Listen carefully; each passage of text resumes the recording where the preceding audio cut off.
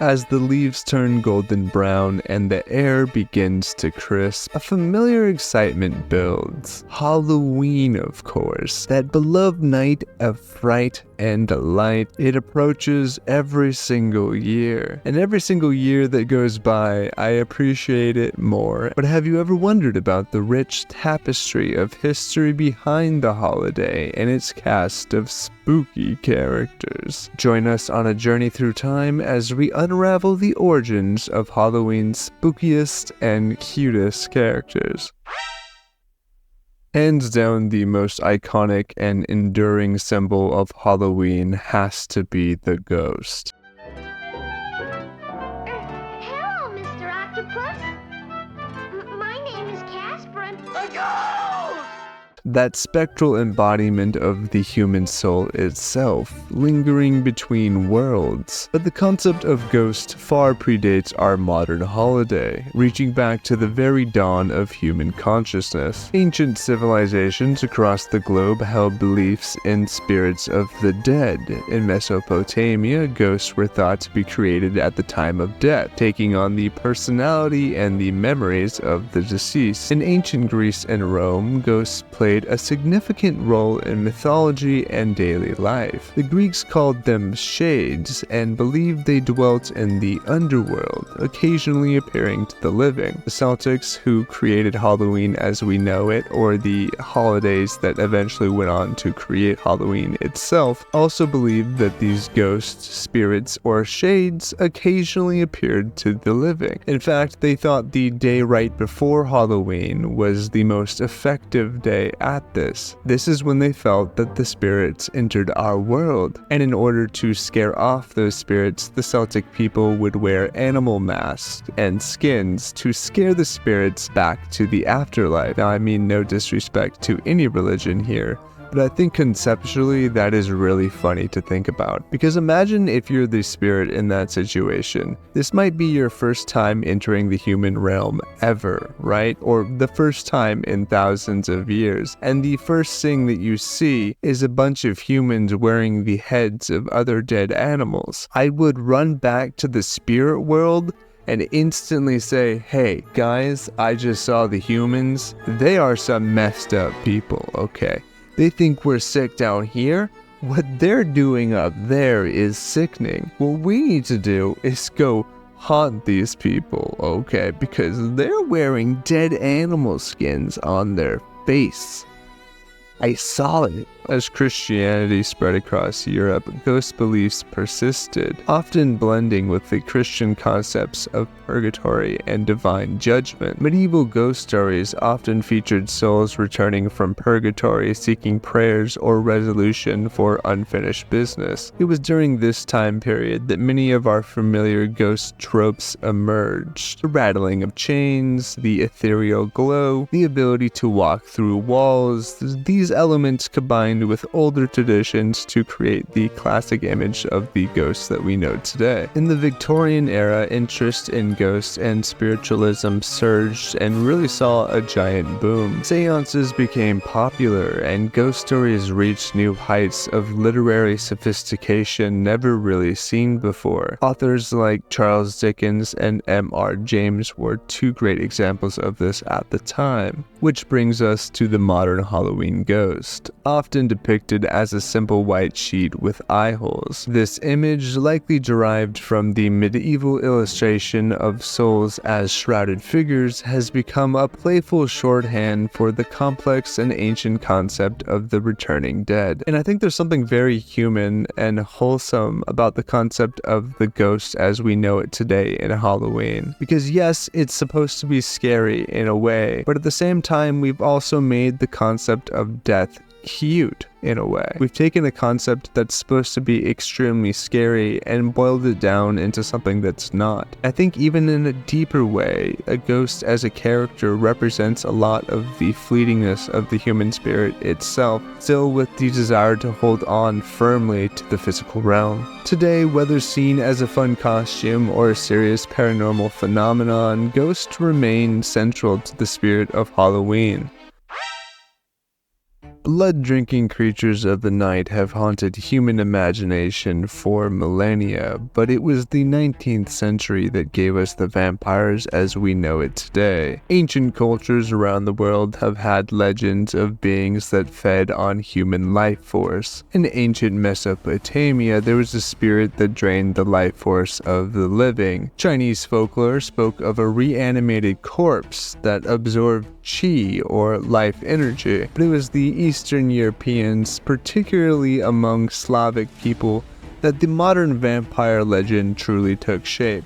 In the 18th century, a panic spread across Eastern Europe, with reports of corpses rising from the dead and attacking the living. These beliefs led to real-world panic. Because they thought that these bodies were coming back to life, basically every single corpse was being staked in the heart. They were not taking this lightly in any way, shape, or form.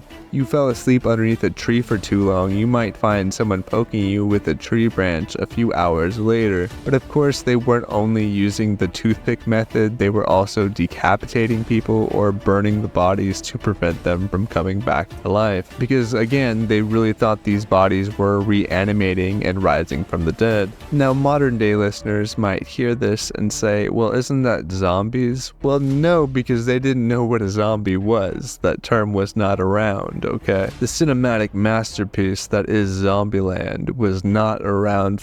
Bill Murray, you're a zombie? Nice shot! While I was researching this, one of the things I found super interesting is the fact that Dracula was actually loosely based on a real person. Introducing Vlad III, also known as Vlad the Impaler. His brutal methods of warfare and punishment would later inspire the fictional character that we know as Dracula. In 1897, the Irish author Bram Stoker published Dracula, the novel that defined the modern vampire as we know it today. The vampire was still a monster, but it was charismatic and sophisticated. Like it was still a monster, but it would take you out to wine first. There were also earlier vampire stories from other authors at this time, but it was Stoker's story that the readers really sunk their teeth into. As Dracula entered pop culture, the image of the vampire continued to evolve. The 1922 film Nosferatu gave the vampire a rat-like figure.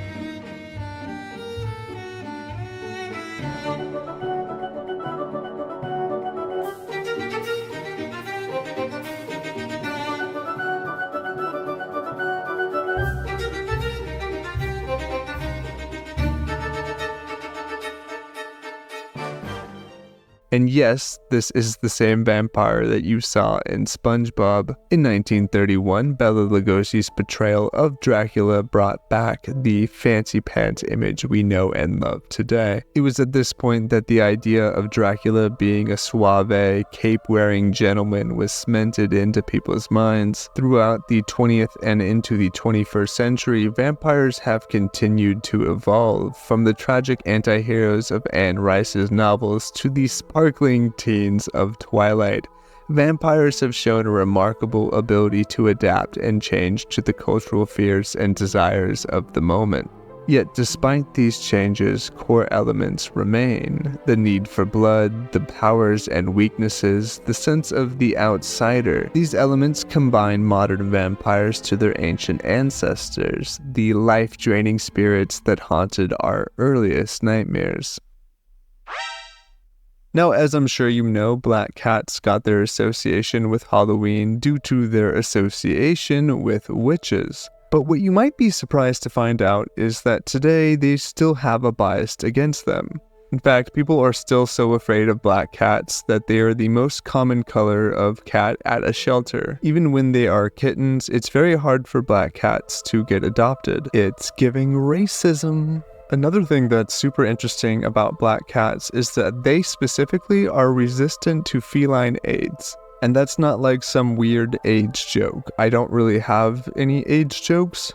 I could think of a few right meow, but what am I doing? They have something magical going on in their blood. We don't exactly know what yet, and they are still studying what is going on. So maybe these cats were magical after all, but it wasn't in a bad way. Please, I'm being so serious right now, adopt a black kitten or a black cat. And if you have a black cat, possibly even watching this right now, please give them some kisses and scratches on the head. The werewolf, half man, half wolf, embodies some of our most primordial fears and fascinations. The idea of a human transforming into a beast taps into anxieties about the loss of control and the beast within all of us. That deep feeling within all of us that you feel after eating 20 chicken nuggets in a row. Now, the concept of shape-shifting is ancient and global. In Norse mythology, warriors called berserkers were said to wear bear skins and take on different characteristics in battle. But one of the earliest werewolf stories comes from ancient Greece. The king of Arcadia was turned into a wolf by Zeus. This was his punishment for serving human flesh to the gods. Hair sprouted from his skin, his hands became claws, and he was transformed into a wolf. In medieval Europe, werewolf beliefs often intersected with witchcraft accusations. Some believed at the time that witches could transform themselves or others into wolves. Which, I mean, hey, if there's any witches out there that are willing to turn me into a werewolf, it would make a pretty good live stream, so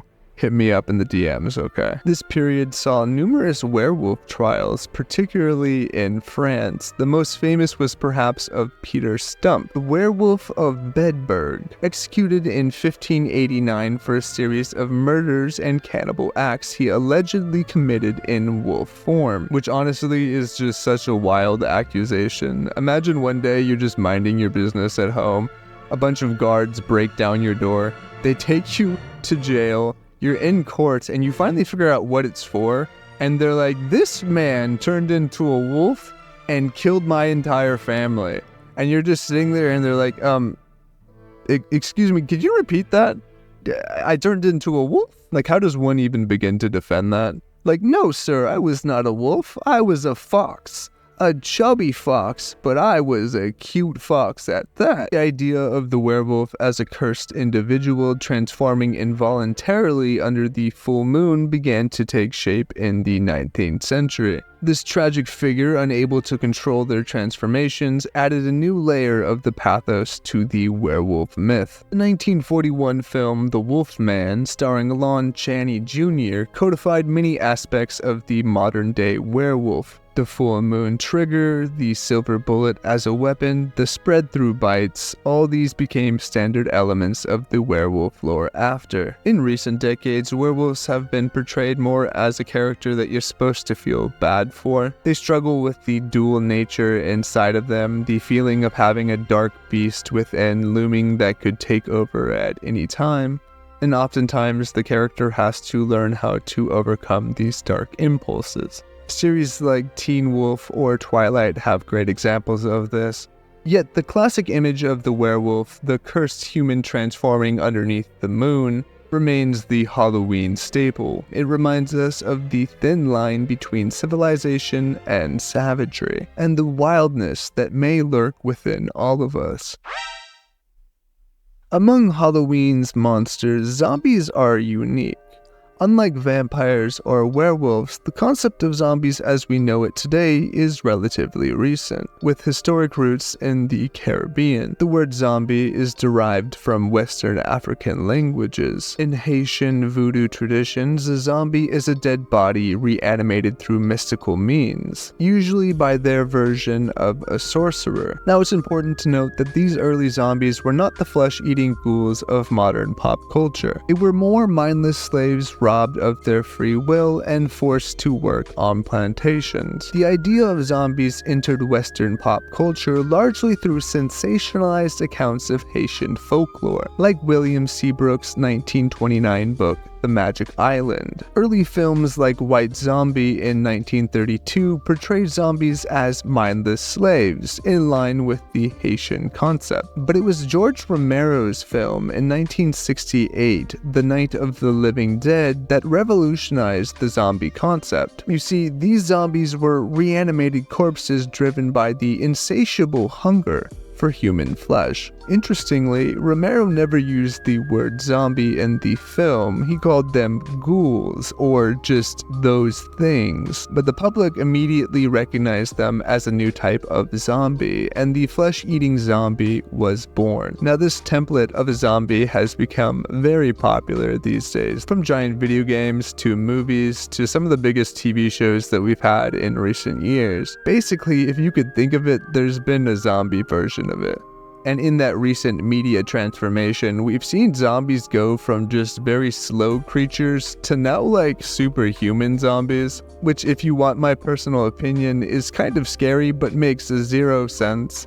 Like, explain to me why a zombie with a failing body suddenly has more muscle mass and speed than it did when he was alive. Like, please inform me on that. I'd love to see your sci-fi notes on it in the comment sections, unironically. Let's discuss it. But no matter what version of zombies you enjoy or don't enjoy, they are definitely here to stay. And I guarantee you that you will see one this Halloween. And yes, that is a threat. Among Halloween's cast of characters, Frankenstein's monster stands out as a creation of modern literature. Yet this patchwork of a man has become as iconic as any ancient myth, and I think that really says a lot about the power of this modern monster. The story of Frankenstein's monster was born on a dark and stormy night in 1816. There, an 18-year-old Mary Shelley was challenged by Lord Byron to write a ghost story. Shelley's novel Frankenstein was published in 1818. It told the story of Victor Frankenstein, a mad scientist who created the creature and monster that we know today. The novel explored themes of ambition, science, and the nature of humanity. The creature never named in the book was articulate and emotional, seeking connection but rejected by society that feared its appearance. It was the 1931 film adaptation starring Boris Karloff that cemented the image of the monster in pop culture. The flat-topped head,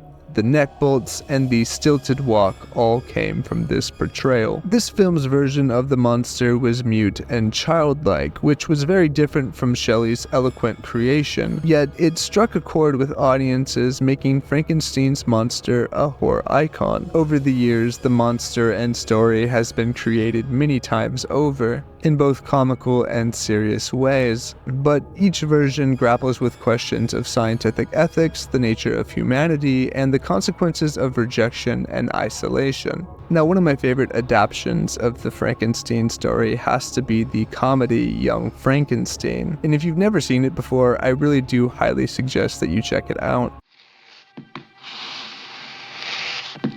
Dr. Frankenstein.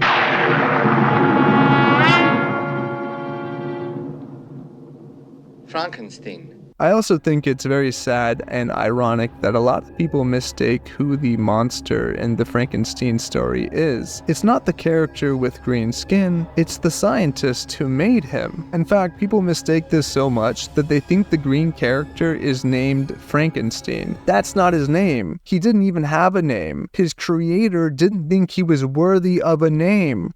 Tell me again who the monster is. Mummies are also a part of Halloween, but I feel like I don't need to explain this one, and I really don't think I know enough about Egypt to even begin to have this conversation, so just connect the dots. Egypt, Mummy, that one movie that they made a roller coaster about, that's pretty much the whole thing. So witches and girls in general pretty much own Halloween. I don't think you could even contest that. Think about it. The most male-dominated icon of Halloween has to be the manly werewolf, and he's a pet to the witch. Are we connecting the dots yet here? The concept of witches, individuals with supernatural powers, exist in cultures worldwide. In ancient Mesopotamia, for example, the witch of Endor was a medium consulted by King Saul in the Hebrew Bible. However, the witches of Halloween are mostly based off of the witch trials that happen in Europe and America. And it's at this moment that I'd like to take a moment of silence for the 40,000 to 60,000 women that were killed absolutely for no reason here. These were smart and powerful women that were killed for just being smart and powerful, and the world does not say sorry enough for the tragedies that took place there. And I think the fact that they have remained the kings of Halloween, and yes, I mean kings of Halloween, really paints a picture of how powerful these women in history actually were. Because even today, their spirit refuses to die out. Skeletons. Now, skeletons is an easy one. Now, I don't mean to scare you, but you have these bones. They're almost like these rock-like sticks. And when you go bye-bye, they don't go bye-bye, and they stick around. And the fact that they stick around is kind of scary. So when you're making a holiday of kind of scary things, it's not shocking that a skeleton shows up. I also think in a dark way that it's very hilarious that somebody just saw a pile of bones and was like, hey, you know what? Those should be dancing. Those look like some spooky, scary skeletons that would send some shivers down thy spine. I guess just overall, I love that Halloween allows us to face our fears of death in a socially acceptable way, in a society that doesn't talk about death otherwise. I also want to give a special shout out to spiders, bats, and bugs. You guys remain nice and spooky, and you need to be mentioned somewhere in this video, so there it is. And as Halloween grows closer this year, I might even do other Halloween themed videos, so stay tuned for that. But until the next video, peace.